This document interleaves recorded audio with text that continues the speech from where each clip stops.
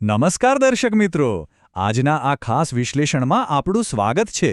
આજે આપણે એક એવા અત્યંત રમૂજી અને અંધાધૂંધીથી ભરેલા ગુજરાતી કોમેડી સ્કિટની વાત કરવાના છીએ જેણે હાસ્યની તમામ હદો વટાવી દીધી છે. આ એક એવી જબરદસ્ત વાર્તા છે જ્યાં માત્ર એક નાનકડી જાદુઈ વસ્તુ આખા ગામનું જીવન ઉપર નીચે કરી નાખે છે. ચાલો આ રમૂજ અને ગેરસમજના વંટોળમાં ઊંડાણપૂર્વક ઉતરીએ. સૌથી પહેલાં જરા કલ્પના કરો, કોઈ સામાન્ય ગામડામાં અચાનક એક એવી જાદુઈ ઘડિયાળ ગાયબ થઈ જાય જે માણસને અદૃશ્ય કરી શકે છે. તો શું થાય? આ જ એક વાહિયાત પણ રોમાંચક પાયો છે જેણે આખી વાર્તાને પકડી રાખી છે. એક જાદુઈ ઘડિયાળ અને તેના લીધે આખા ગામમાં ફેલાયેલો ડર, એકબીજા પરની શંકા અને પૈસાની લાલચ, આ બધું જ આ વાર્તાને એકદમ રસપ્રદ બનાવે છે.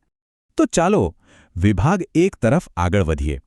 ધ મેજિક વોચ કાઉઝ એટલે કે આખી અંધાધૂંધીની શરૂઆત ક્યાંથી થઈ એ સમજીએ. અહીં સૌથી મોટો સવાલ એ છે કે આ મિસ્ટર ઇન્ડિયા વોચ આખરે છે શું? પેલી પ્રખ્યાત ફિલ્મ તો યાદ જ હશે.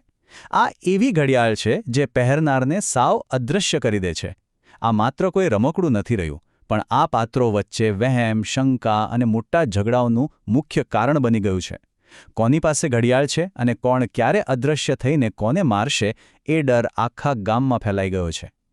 હવે આ આખી ઘટનાનું ક્રમ સમજી લઈએ. ભૂતકાળમાં આ ઘડિયાળ ક્યાંકથી ગામમાં આવે છે. પછી હાલમાં જ એક ઝઘડા દરમિયાન એ નદીમાં પડી જાય છે. ત્યારબાદ અભિક નામનો યુવાન ભૂપતજી પર હુમલો કરે છે, કારણ કે એને એવું લાગે છે કે ભૂપતજીએ જાણી જોઈને ઘડિયાળ નદીમાં ફેંકી દીધી છે. અને વર્તમાનમાં અભિકના પિતા હરિભાઈ ગામમાં પાછા ફરે છે. આ ટાઈમલાઈન મગજમાં રાખવી જરૂરી છે, તો જ આગળના દવાખાનાના બિલ અને વળતરના ઝઘડાઓ બરાબર સમજાશે. હવે આવે છે વિભાગ 2, ભૂપતજીના હોસ્પિટલનો ઘટનાક્રમ. આને એક વિચિત્ર આશીર્વાદ પણ કહી શકાય. અહીં એક ગજબની કોમેડી જોવા મળે છે. આ વાક્ય જરા ધ્યાનથી સાંભળો. અભિકે ભૂપતજીને માથામાં માર્યું તે ખરેખર સારું થયું. તેનાથી તેમનું ગુમાવેલું મગજ પાછું આવી ગયું. અરે, ભત્રીજો તો આ હિંસક હુમલાને એક મેડિકલ ચમત્કાર જ માની બેઠો છે. દવાખાનાનો લાખોનો ખર્ચો બચી ગયો એનો તેને ભારે આનંદ છે. એક હિંસક હુમલાને આ રીતે રજૂ કરવો એ ખરેખર લેખકની કમાલ છે. પણ જુઓ, વાર્તા અહીં પૂરી નથી થતી. મગજ ભલે ઠેકાણે આવી ગયું હોય, પણ અંદરનો ગુસ્સો અને વળતરની માંગ તો હજુ ત્યાં જ સળગી રહી છે. આ વિચિત્ર ઇલાજ પછી પણ કાકા અને ભત્રીજો પૈસા અને પેલી જાદુઈ ઘડિયાળ પાછી મેળવવા માટે સાવ મક્કમ છે. લોભ અને બદલાની ભાવના અહીં કોમેડી સાથે મિક્સ થઈ જાય છે. આગળ વધીએ વિભાગ 3 તરફ. હરિનું ભવ્ય આગમન. આ છે સંપત્તિનો અસલી અને મોટો દેખાડો. હરિભાઈનો ભૂતકાળ અને વર્તમાન જુઓ. જમીન અને આસમાનનો ફરક છે. એક સમય અત્યંત ગરીબીના કારણે ગામ છોડીને ભાગી ગયેલો હરિ આજે વર્તમાનમાં દાવો કરે છે કે તેની પાસે 50 વીઘા જમીન છે, 3 થી 4 ફેક્ટરીઓ છે અને ઘણી બધી ગાડીઓ પણ છે.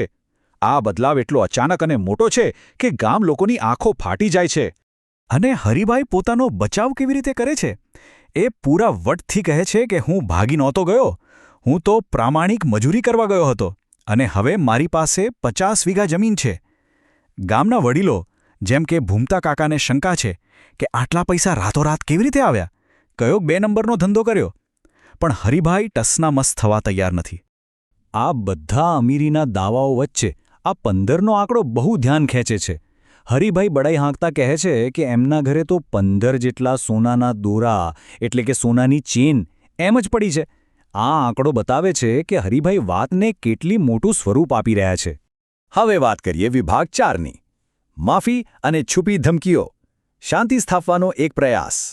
મફુજીની વચેટિયા તરીકેની ભૂમિકા અહીં બહુ જ મહત્વની છે. આખી પંચાયત ભેગી થઈ છે અને હરિભાઈ મફુજીના માધ્યમથી ભૂપતજીની માફી માંગવાનો પ્રયાસ કરે છે. મફુજી બંને પક્ષો વચ્ચેની કડવાશ દૂર કરવાનો રસ્તો કાઢે છે.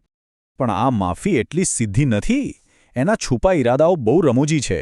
એક તરફ હરિભાઈ ઔપચારિક માફી માંગે છે તો સામે ભત્રીજો ચેતવણી આપે છે કે અભિક તેમનાથી દૂર રહે.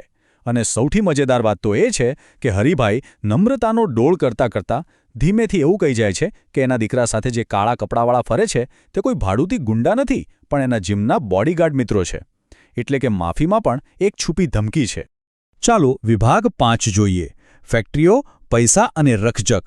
ગામના નવા આર્થિક સોદાઓ. અહીં આર્થિક બાબતોમાં કોમેડી ટાઈમિંગ જબરદસ્ત છે. ધલાજી માત્ર પોતાની દુકાન વેચવાની વાત કરે છે અને ગણતરીની સેકન્ડોમાં હરિભાઈ તેમને પોતાની ફેક્ટરીમાં મેનેજરની નોકરી ઓફર કરી દે છે અને 50,000 રૂપિયાના પગારની સહમતિ પણ થઈ જાય છે. આ બધું એટલું ઝડપથી થાય છે કે આપણને સ્પષ્ટ ખબર પડી જાય છે કે આ ફેક્ટરીઓ કદાચ હવામાં જ બની રહી છે. અને પૈસાની વાત નીકળી જ છે તો આ 1,50,000નો આંકડો જુઓ.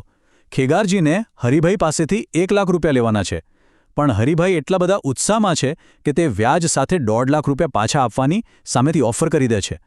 આ આખી પરિસ્થિતિ દેખાડો અને ખોટા વટથી ભરેલી છે. આખરે વિભાગ 6 ગામના વણ ઉકેલ્યા તણાવો વાર્તા ક્યાં જઈને અટકે છે?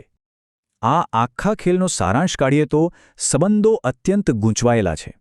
ભૂપતજી અને ભત્રીજો ભલે મગજથી સાજા થઈ ગયા હોય, પણ તેમનો મુખ્ય ઉદ્દેશ હજુ પણ જાદુઈ ઘડિયાળ અથવા બદલો મેળવવાનો જ છે. હરિભાઈ પાસે સંપત્તિ છે, પણ તે સાવચેત છે અને પોતાના દીકરા માટે શાંતિ ઈચ્છે છે. અને ખેગારજી હજુ પણ પોતાના 1.5 લાખ રૂપિયા પાછળ દોડી રહ્યા છે. આ જટિલ જાળું જ આ કોમેડી એન્જિનને ચાલુ રાખે છે. અને અંતે આ ધમકી સાંભળો. ભત્રીજો સ્પષ્ટ શબ્દોમાં કહે છે, ઘડિયાળ તો કાકા ભત્રીજા પાસે જ આવશે. તમારે 2 હાથ જોડીને ઘડિયાળ પાછી આપવી પડશે. આનાથી એ સાબિત થાય છે કે પેલી માફી તો માત્ર એક દેખાડો જ હતી. મૂળ વિવાદ તો હજુ ત્યાં જ ઊભો છે. આ કોઈ સમાધાન નથી. તો છેલ્લે એક બહુ મોટો પ્રશ્ન ઊભો થાય છે કે શું આ અદૃશ્ય થવાની જાદુઈ ઘડિયાળ ક્યારેય પાછી મળશે?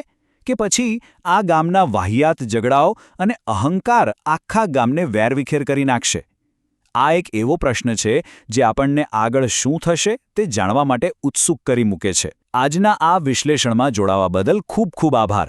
અવનવી વાર્તાઓ પાછળના રહસ્યો આવી જ રીતે સમજતા રહીશું.